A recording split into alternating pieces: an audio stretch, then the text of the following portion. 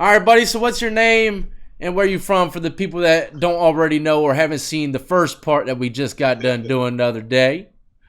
Dirty Weather 916 from Sacramento, California, Del Paso Heights.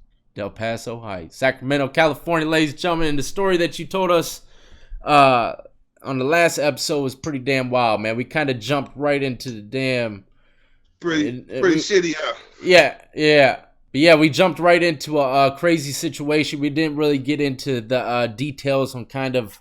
Well, you told the story of what led you to prison, but I kind of like to do a little backdrop. A little backdrop. I like to rewind a little bit and kind of just get an idea of who you are as a person and kind of get an idea on how you survived going into prison or jail county for the first weeks. Those are very important to some people. You said in the first one, of course, you're a blood. Were you doing that on the streets beforehand? So my neighborhood, where I'm from, it was almost a given that you was gonna be a blood. If you wasn't playing sports, then it was a given that that's what you was gonna be. So really? Course, like in my hood coming up, we got into it with other bloods. So I didn't really meet like Crips and stuff until I moved to the South area in Sacramento, and then I seen some Crips and knew what it was about. But even then, being a blood growing up, my mind frame was different because I had white friends, I had Hindu friends, I had Asian friends, Norteños, Paisa friends. So growing up, I got along with hella different people. So I realized with gangbanging, the amount of growth that you can get was limited. So I had Crip friends too. So I wasn't really one of them ones that was like that had hate in my heart. I didn't have hate in my heart like that like one of my homies might have had. Yeah. Well, I mean, you said that, if you grew up in your neighborhood, if you weren't an athlete, you were probably going to be gangbanging or something along those lines. I mean, or selling dope. What? You was going to be a dope dealer, a gang member, or athlete. You ever heard of Ontario Smith? Ontario Smith? He played for the Vikings. No, I mean, Oregon State. Back. He's from the neighborhood. Yeah. You ever heard of Shaq Thompson? Shaquille O'Neal? No, Shaq Thompson. I know, I'm just playing, man. Yeah. Nah, I don't watch sports, man, so I don't know. Who's that guy? But yeah, he come from the neighborhood too, from Del Paso Heights. And he plays sports. Yes, the options are limited coming from my neighborhood. Period. Why do you think that is, though? That's what I'm trying to figure out. Why do you think that? Do you think that like gangbanging is more along the lines of just like a cultural thing? First off, let me say this. Gangbanging in my city is played out. I don't know how it is in other places, but gangbanging in my city is played out. It's entirely different. Like gangbanging on Bloods and Crips and stuff, it ain't like that no more. Like I'm a blood, but I'm a dinosaur. I'm a dinosaur. Now everything is cut up and it's about cliques. What clique do you belong to? And who do they mess with? Yeah. So the gangbanging aspect in its original form has been mutated in my city. So it's kind of hard to answer when you say gangbanging, but when you say like what's wrong with the youth and the activities that they involved in, yeah, then I can answer it like that. So what happened is the generation that I was talking about, that gap. Remember I was talking about that gap, the generational gap. Most of them went to prison. And there was a divide. Some of them chose to go left or right. Now, right would have been to stay, like what I did. I went right. But some of the ones that went left, they became like the heads of all these subset cliques now. And that was the beginning of the change of gangbanging in Sacramento. Like all the original gang members are all like 40 years old or better in Sacramento. Yeah. 40 years old or better. You won't find really too many young dudes saying that I'm just a blood or something like that. They're going to be from their neighborhood plus something else. Yeah. Okay. Everybody got somebody locked up that's trying to put something in their ear, but those people became less and less. Yeah. Like I got my uncle, he first got locked up in the 70s and he's still kicking. So I go to him for knowledge, but I had a bunch of uncles when I went inside to learn from my mistakes. But these youngsters out here, they don't really have that because they picking up guns at such a young age that what you gonna tell him what to do? He got something that'll levitate you. So how you gonna live? Okay, I'll give you an example. Matter of fact, hold on, let me give you an example. I was at a gas station about 3 days ago, and I seen an OG talking to two kids, and something just said, "Go over there and tell them your story. Go over there and tell them your story." And come to find out, these two kids had ran away from a placement that I was in when I was 9 years old. And I began to tell them my story. And at first they was listening because they was out there asking people for money. And at first they was listening, but after like 5 minutes, I realized that I thought it was a little boy, but it was a little girl. And after about 5 minutes, it was like something snapped. Bam! It's like, I'm done talking to you, bruh. I'm done talking to you. And that was it. But that be on repeat because they don't want to hear it no more like that. You got to get creative with your delivery to these youngsters nowadays, or they're not going to hear nothing. It's kind of like a thing I like to call apologetics, man. Yeah, you gotta come at them a little differently nowadays, and that's with a lot of things because everyone knows everything nowadays. You know, everybody's the all-knowing, wisdom-filled individual, exactly. You know, so I mean, yeah, you got to approach things differently. All right, well, that gives me a little better of an idea of what you went through growing up, man. But don't let me sit here and act like I was a saint. Yeah, because I was carrying guns at 15 too. Yeah. So and put like this, this is something that happened a long time ago. There's no chance of it ever coming back to me like that. But I broke into a pawn shop before. And in this pawn shop, it was hella guns. We took the gun, we ended up doing it. We ended up doing it, getting away and all the shit, right? But it wasn't until about like a year later, I was telling my war story to my celly, and he was like, bruh, a pawn shop? Don't they got jewelry in there? I was like, damn. So that just shows you where my mind frame was at. I would rather go get all these guns instead of getting all these jewels that would change my life. That's fucking crazy, man. That's a crazy story. Indeed. That is a crazy story, man. That goes to show you exactly where your mind was when you were a young man. That's crazy. All right, so well, tell the people really quick one more time, just in case this is their first time seeing it. What'd you go to prison for? I went to prison for robbery when I was a kid. Okay. And the thing about robbery, like back then, it was Pete Wilson. You ever heard of Pete Wilson? No. Wait, baseball player? No. Pete Wilson was the governor of California. And back then, they was making examples of youngsters. Like, they was seeing youngsters get locked up at like 14 years old, getting sentenced to big boy time. Yeah. So I got tried as an adult for robbery, but it was multiple robberies. And the thing about then is if you rob one place, then they charging you with all the people inside. So one would be like 10. Yeah. So that shit's crazy, man. And they usually come at you with a deal then, you know, to Yep. You know, and what are you gonna do? Fight every last one that carries 50 to life for each one, you know? So man, that's why people take so many pleas. When you're a minor, I have yet to find a minor that was in juvenile hall that said that they went to the law library. Yeah. Never.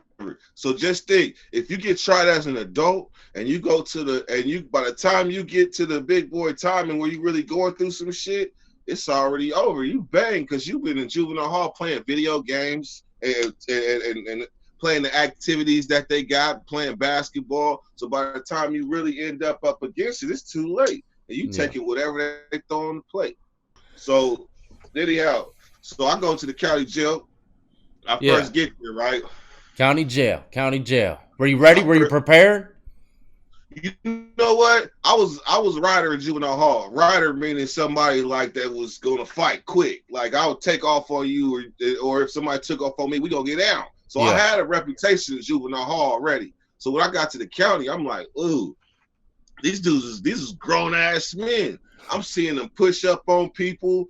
I'm saying, damn, man, I hope they don't never push up on me like that. So then I get in my first fight, right? Well, now, I mean, before your first fight, does anyone know who you're running with at this time? Yeah. Okay. You know, I'm from the Heights. and they know that my hood is Bloods. Uh-huh. But it's Oak Park, it's the Heights, it's Meadowview, it's all these different blood hoods. So now we really gang bang. Remember how I said I was on the streets where I was able to move about freely? Yeah. Well, now we really gang banging though. So I'm seeing these dudes that I'm normally getting into it with. Now we forced to be in the same area together. So this dude, so basically, I'm gonna just get into it, right? So my partner comes into the pod, right? This dude, I know him from the streets. I know him from the streets. He's a Samoan dude. I mean, he's a Tongan. You guys got Tongans and stuff out there, Samoans and Tongans? Nah, I mean we do, but I mean if they are, they just keep it to themselves. No one really asks them. You know what I mean? So they like that. They like South Pacific Islanders. Yeah. There's a lot of them in California. They're like a whole group or car in herself. Okay, yeah. They're like a nation. The Samoa, and Tonga. So anyhow, man. So my partner comes in, and my partner's a Crip. I'm not knowing that it's supposed to be separated at all. I'm not knowing it's like this. So I immediately go shake him, embrace him. But all the other Bloods in the pod was looking like, it was like, what the fuck? It was like, where your partner from?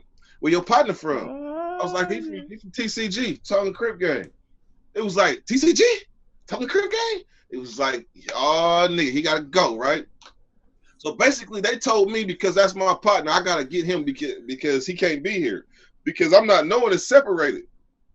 I'm not knowing coming from juvenile hall, 18 years old. I'm not knowing that it's Bloods is here and the Crips is way on the other side of the jail, the west side. It's a little different now, but the Bloods used to be on the east side.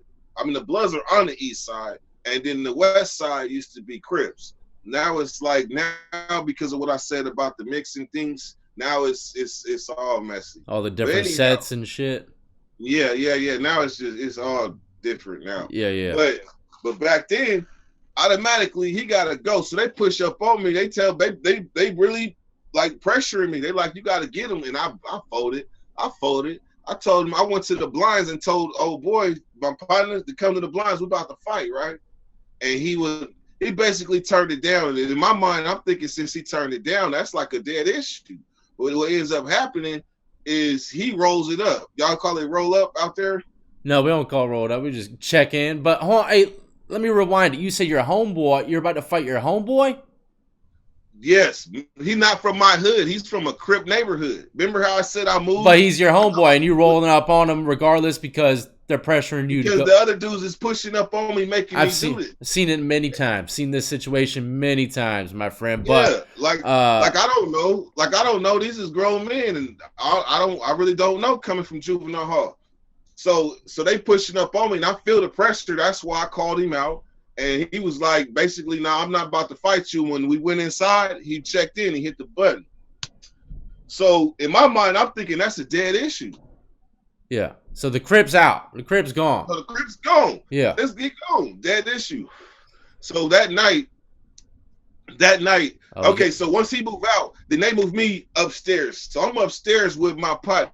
You got a DP coming, don't you? He telling me when we wake up, yeah.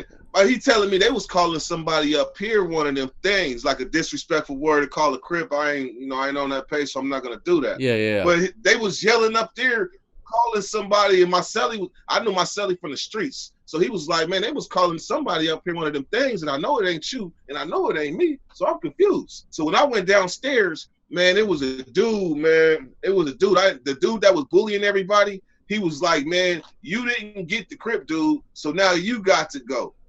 I'm like, I gotta go. I'm like, nah, hell no, I ain't going nowhere. I ain't gonna do that. I knew enough about rolling up. Like, why I'm gonna roll up? Because he rolled it up.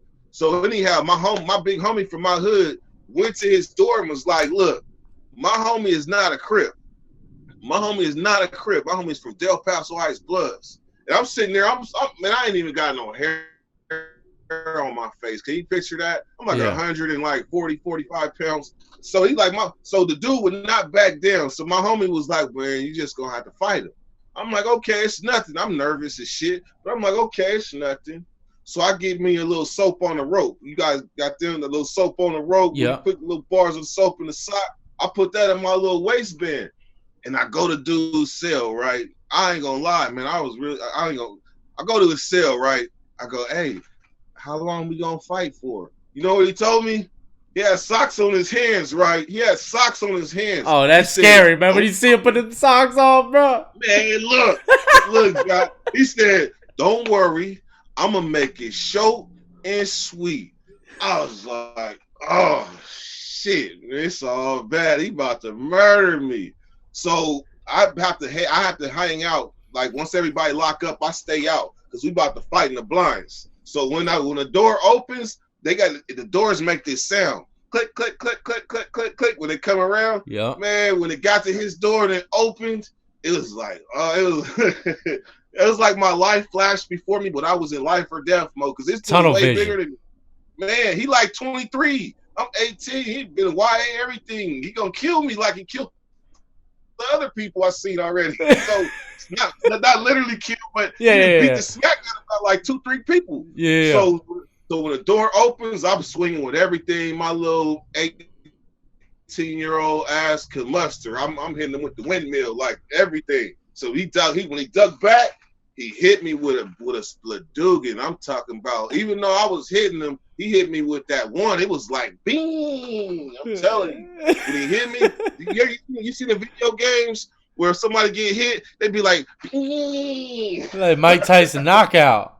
Man, when he hit me, we ended up locked up, though. That woke my game up, though. But we ended up locked up, and I had him pinned against the wall with my shoulder. But he had me wrapped under here, and when he squeezed me, something snapped in my arm, right? When it snapped in my arm, I'm like, oh, shit, my arm broke. So somehow they separate us. When they separate us, my shoulder was like this. Like my shoulder was hanging because from him just squeezing me into his body. Brute strength, bro. I be trying to tell people now. Man, like I was done.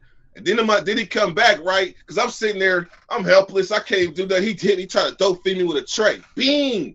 But I had an afro. So the tray bounced off my afro and get back on him. So he literally tried to do me like I'm a crip, right? But he mad as shit. Because when he was squeezing me, and I had my shoulder in him, I was hitting him with the uppercuts, like bing, bing, bing, bing. Hit him hella times in his face. So he mad about that off top. So when it was all said and done, I stood my ground. I ain't turned no fade down, and they couldn't say nothing about it. And I ain't going nowhere. But my shoulder, on the other hand, when I get back to the cell, I'm trying to get my celly. All I can think about is Lethal Weapon. That's all I can think about. So I'm to Mel Gibson when he got the dislocated shoulder and shit.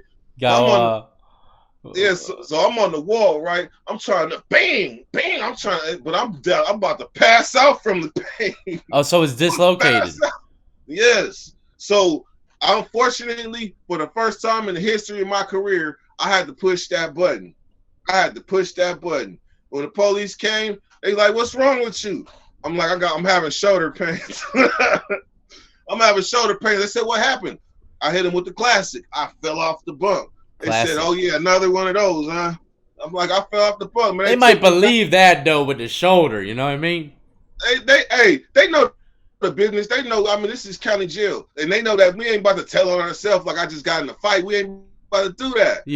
But I'm sitting there looking like a teeter totter though. So they take me to the outside hospital, fix my shit up, and that was that. I come back, but when I came back, that was when I felt my little chest. My little chest was like this now. So they put you in the same block.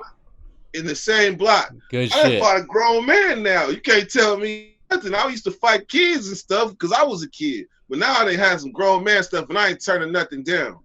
So then the very next spot, I end up going to court, coming back, and then I go into another floor. When I get to this floor, my reputation from the other floor is that little guy will fight. That's it. That little guy from the high school fight.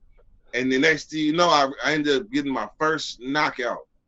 Dude, we ended up having words over somebody that had passed away but was alive, and he put it on his dead homies. And if you put anything on your dead homies and it's not true, you better be prepared to fight.